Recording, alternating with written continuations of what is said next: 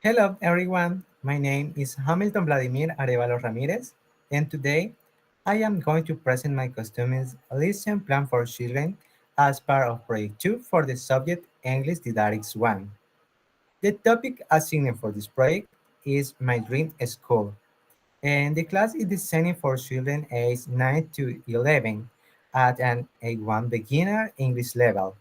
The lesson lasts 15 minutes and follows the PPP approach: presentation, practice, and productions. This class is intended for 20 students at private college, and its purpose is to help young learners describe their dream school using basic vocabulary and simple structures.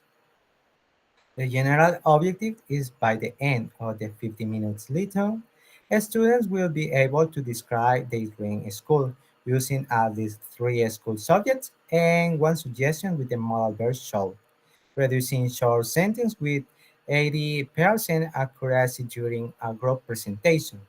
And the specific objective is students will identify and name common school subjects related to school life, and students will use the model virtual to express suggestions about their ideal school. The vocabulary for this lesson includes math, book, art, music, library, classroom, and English. The main instructors are we study or school has and we should have. For the warm-up stage, I use a genially presentation with flashcards showing the seven school subject words. When I call out a word, for example, math, students click or point to the correct flashcards. For other example, if I call art, the students click as fast as they can. At the end, I ask, what is your favorite subject? And students answer briefly, my favorite subject is English, or my favorite subject is art, etc. This activity helps students activate vocabulary and get motivated. For the presentation stage, I show the same presentation genially with pictures of its vocabulary word. First, I present each image and model the pronunciation. For example, this is math, this is a book, this is music, this is library, etc. And students repeat thoroughly and individually. Next, I introduce the model verb show to express suggestions. For example, we should have a music room, we should have a big library, or we should have art class every day. And I also write the structure on the board. A subject plus modal verb should plus base verb plus complement.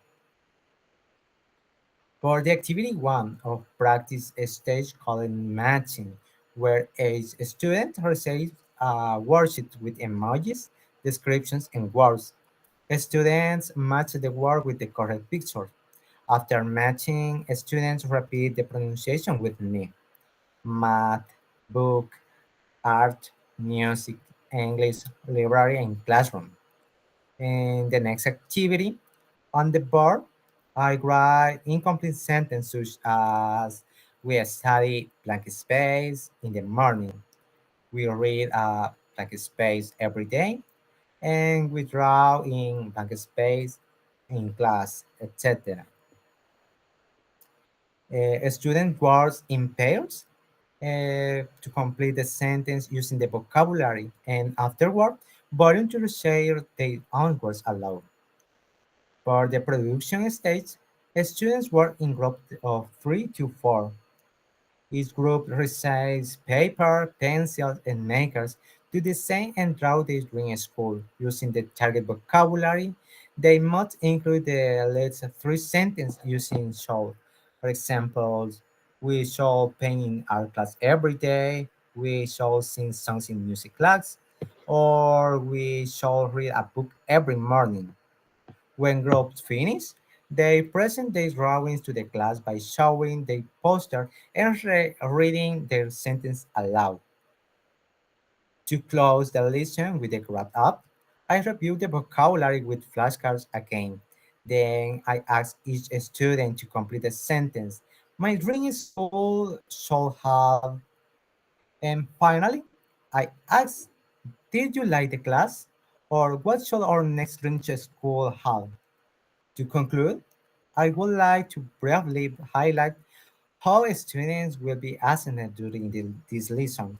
Their learning will be evaluated through the correct use of vocabulary, their ability to apply the model verb and their participation in each activity, the creativity and organization of the group posters, and finally the clarity of their presentation when sharing their ideas. By assessing this aspect, the lesson not only measures what students learned, but also how they communicate, collaborate, and use English in a meaningful way. With this, we come to the end of my presentation, and I hope this project has shown how the PPPP approach and interactive activities can help children express their own dream in school in simple but effective English. Thank you for your time and attention. And this was project 2 for English Didactics 1. Thanks.